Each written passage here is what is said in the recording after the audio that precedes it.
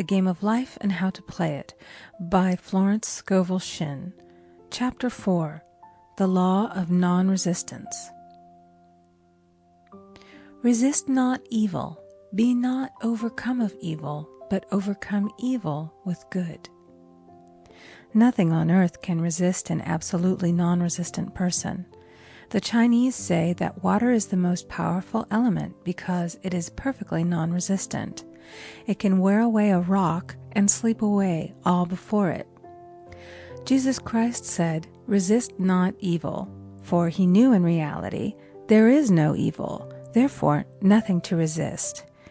Evil has come of man's vain imagination, or a belief in two powers, good and evil.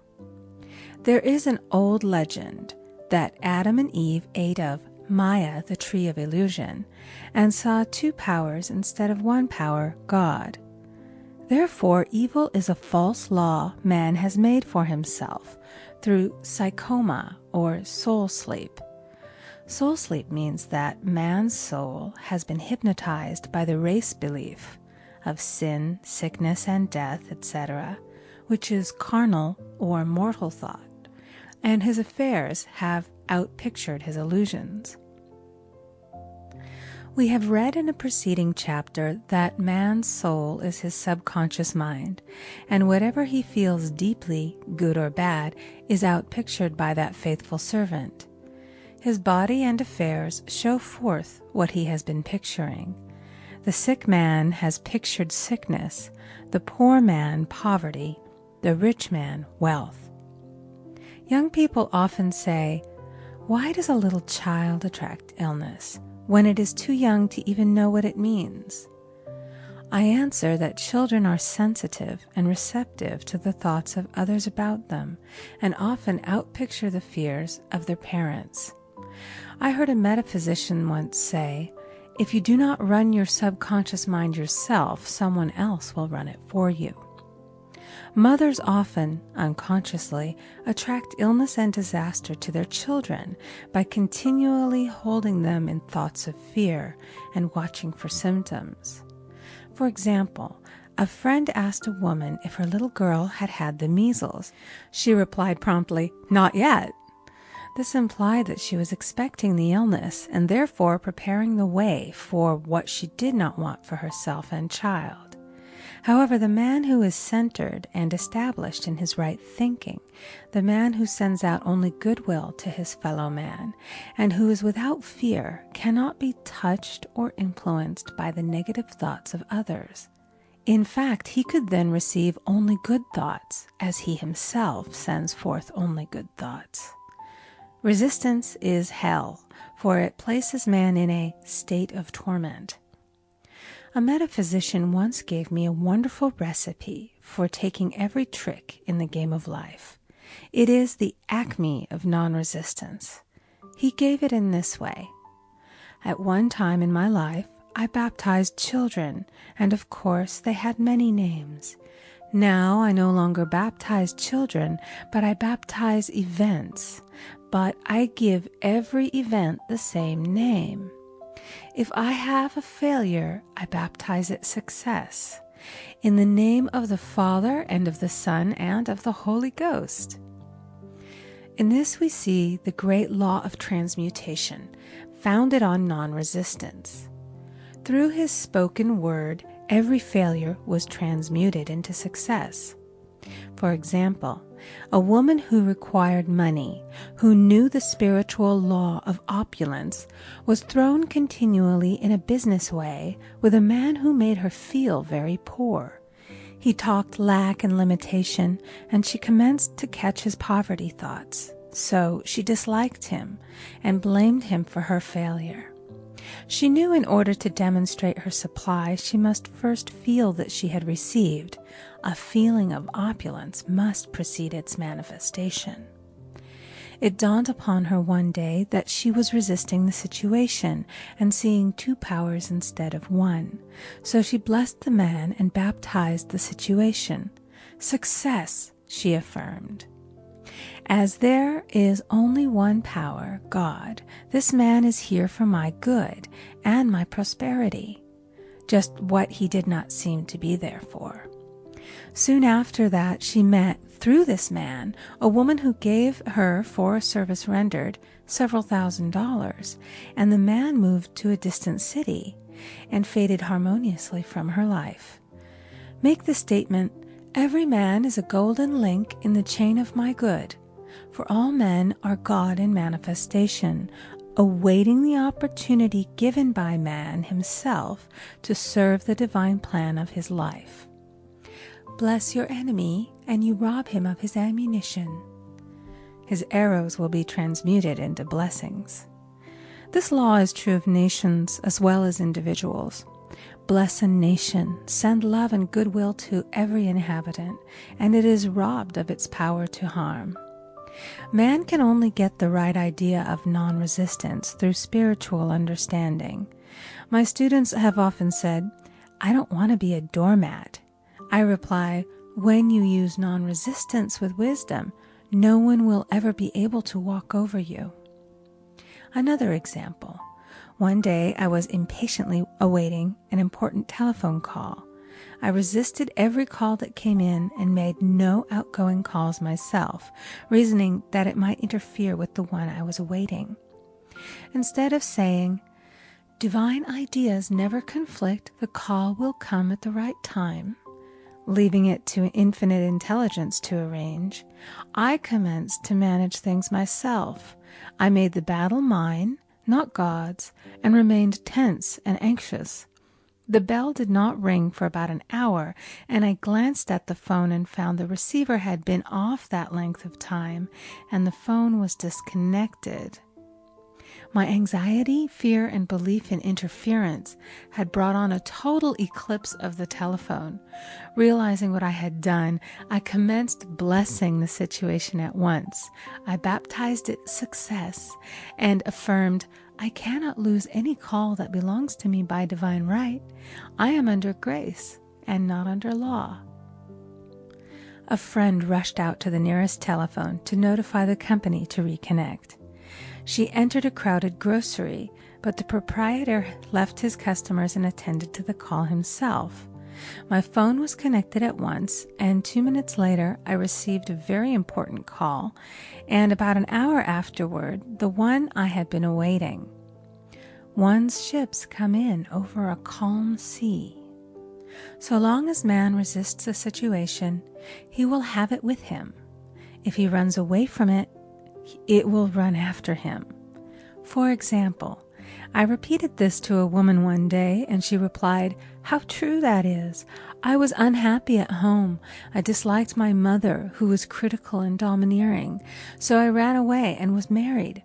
But I married my mother, for my husband was exactly like my mother, and I had the same situation to face again." Agree with thine adversary quickly. That means agree that the adverse situation is good. Be undisturbed by it, and it falls away of its own weight. "None of these things move me" is a wonderful affirmation. The inharmonious situation comes from some inharmony within man himself. When there is in him no emotional response to an inharmonious situation, it fades away forever from his pathway. So we see man's work is ever with himself.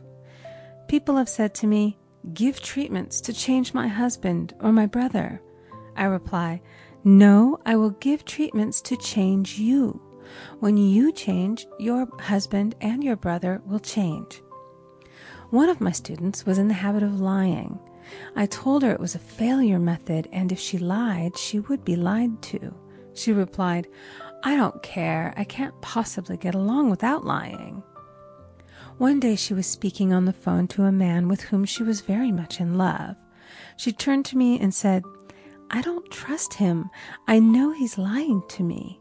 I replied, "Well, you lie yourself, so someone has to lie to you, and you will be sure it will be just the person you want the truth of."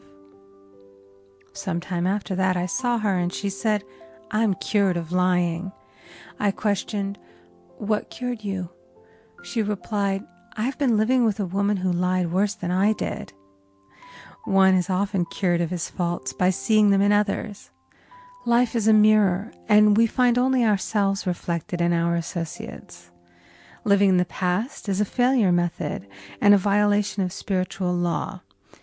Jesus Christ said, "Behold, now is the accepted time. Now is the day of salvation." Lot's wife looked back and was turned into a pillar of salt. The robbers of time are the past and the future. Man should bless the past and forget it, if it keeps him in bondage, and bless the future, knowing it has in store for him endless joys, but live fully in the now. For example, a woman came to me complaining that she had no money with which to buy Christmas gifts. She said, "Last year was so different. I had plenty of money and gave lovely presents, and this year I scarcely have a cent." I replied, "You will never demonstrate money while you are pathetic and live in the past. Live fully in the now and get ready to give Christmas presents. Dig your ditches and the money will come." She exclaimed, "I know what to do. I'll buy some tinsel, twine, Christmas seals, and wrapping paper." I replied, "Do that, and the presents will come and stick themselves to the Christmas seals." This too was showing financial fearlessness and faith in God, as the reasoning mind said, "Keep every cent you have, as you are not sure you will get any more." She bought her seals, paper, and twine, and a few days before Christmas received a gift of several $100s. Buying the seals and twine had impressed the subconscious with expectancy and opened the way for the manifestation of the money. She purchased all the presents in plenty of time. Man must live suspended in the moment. Look well, therefore, to this day. Such is the salutation of the dawn. He must be spiritually alert, ever waiting his leads, taking advantage of every opportunity. One day I said continually, silently, "Infinite Spirit, don't let me miss a trick." And something very important was told to me that evening. It is most necessary to begin the day with the right words. Make an affirmation immediately upon waking. For example, "Thy will be done this day. Today is a day of completion. I give thanks for this perfect day. Miracle shall follow miracle, and wonders shall never cease." Make this a habit, and one will see wonders and miracles come into his life. One morning I picked up a book and read, "Look with wonder at that which is before you." It seemed to be my message for the day, so I repeated it again and again. Look with wonder at that which is before you. At about noon, a large sum of money was given to me, which I had been desiring for a certain purpose. In the following chapter, I will give affirmations that I have found most effective. However, one should never use an affirmation unless it is absolutely satisfying and convincing to his own consciousness. And often, an affirmative is changed to suit different people. For example, the following has brought success to many. "I have a wonderful work in a wonderful way. I give wonderful service for wonderful pay." I gave the first 2 lines to one of my students, and she added the last 2. It made a most powerful statement, as there should always be perfect payment for perfect service, and a rhyme sinks easily into the subconscious. She went about singing it aloud, and soon did receive wonderful work in a wonderful way, and gave wonderful service for wonderful pay. Another student, a businessman, took it and changed the word to business. He repeated, "I have a wonderful business in a wonderful way, and I give wonderful service for wonderful pay." That afternoon, he made a $41,000 deal, though there had been no activity in his affairs for months. Every affirmation must be carefully worded and completely cover the ground. For example, I knew a woman who was in great need and made a demand for work. She received a great deal of work, but was never paid anything. She now knows to add wonderful service for wonderful pay.